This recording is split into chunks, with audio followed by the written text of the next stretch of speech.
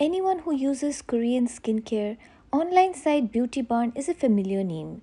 Long before Korean beauty became a craze in India, with a cult following from Kerala to Gujarat, and with online sellers like Nykaa and Amazon selling Korean skincare brands, it was Beauty Barn which made K beauty accessible to Indians way back in 2016.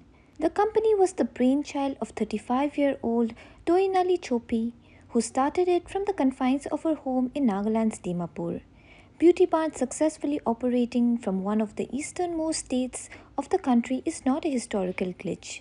Nagaland's brush with the Korean wave took shape more than 2 decades ago, even before the advent of social media and streaming platforms.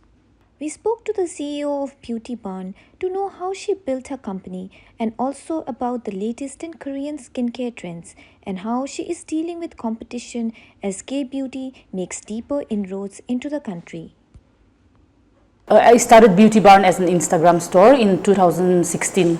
So I was looking for something to do. I had two kids, and I was just a stay-at-home mom. So I was figuring out what to do. And during that time, I really had bad skin, and I was also struggling with my skin. I looked so much older, so I was really worried. And then one of my friend introduced me to Korean skincare products, and that really transformed my life.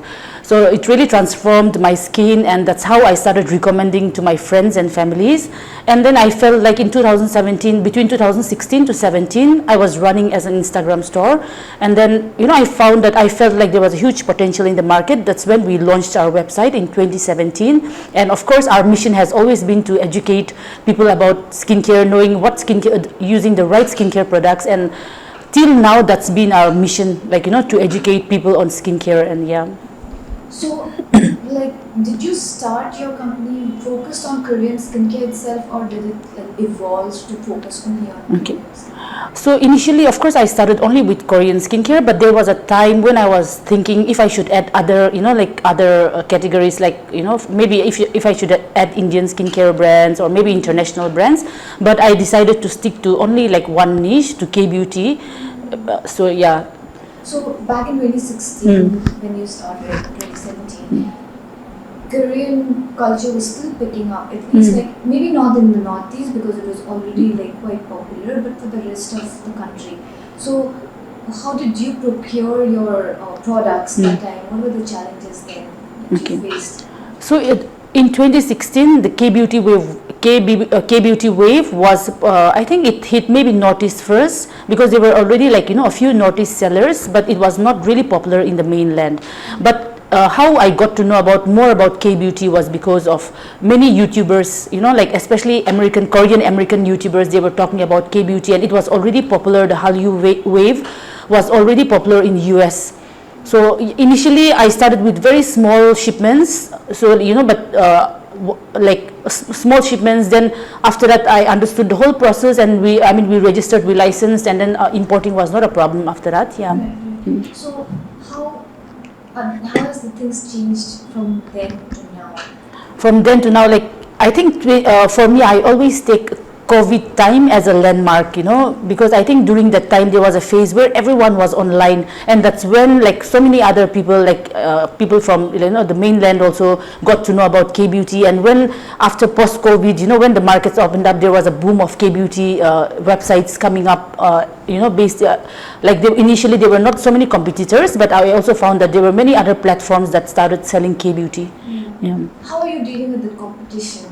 I think competition is something I take it positively, because that's how it prevents us from stagnation. Even for me, I found initially pre-COVID, I was very laid back because there were not many competitors. But post-COVID, even we had a lot of growth because there was so much competition that we had to come up with more creative ideas. So yeah.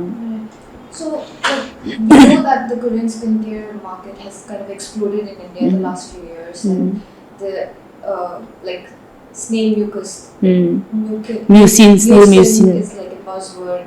So could you share some insight on how Korean beauty standard has marketed itself so well? It's not just K dramas or K pop, but even the skincare is a whole different segment altogether. From your experience, because you deal with Yeah, in terms of the Korean, like, the industry, the skincare industry, they're so innovative, they're so much advanced, and like, they're every year they're coming up with more something innovative. Like currently, the current like recent one which is coming up is a hydrogen collagen mask, which you can put on your face for overnight, and then it's a very thick mask, but it transforms, after 12 hours or 8 hours, it transforms into a like transparent sheet. So you can remove it, because usually sheet mask you can apply only for 15 minutes, but this sheet mask you can apply for 12 hours. So like, they are so innovative that it's very difficult for other countries to keep up, I feel. Yeah. So, in India, what would you say? Because not all the trends or products that are popular in the Korean market lands in India. How is it like customized for the Indian people, the Indian skincare, or the Indian skin type?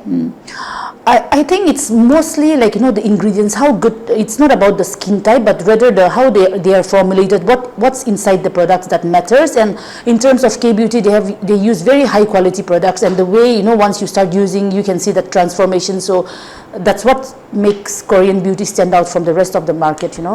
So apart from the hydrogen collagen mask, are there other trends that are Other trends will be like, there are this micro needling. Those are like small patches, which, like example, if you have some nasolabial lines, you can put those needle. It's a patch with needles, which you can apply, and then, it helps with your collagen stimulation, and it prevents fine lines. And there's another one which is coming up, which is sun patch. So instead of sunscreen, you will apply that sheet mask, and you can go out. It's transparent, so it looks like a makeup. And then, at the end of the day, you can just take it off. So much innovative. It's very hard for the rest of the countries to keep up here. Right.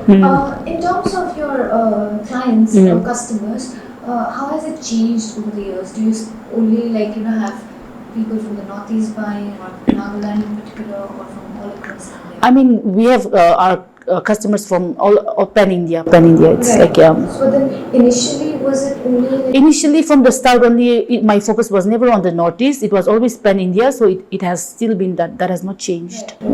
Is there like a particular region where the demand is really high? Oh no, I mean, I feel like it's okay. Like, yeah, but mostly, of course, metro cities and those, like I think the tier 2 or 3 cities, it's still like, behind in terms of K-beauty. But metro cities, people are more like on social media. They are more aware of skincare trends. So I think they are the ones who are using K-beauty. Right.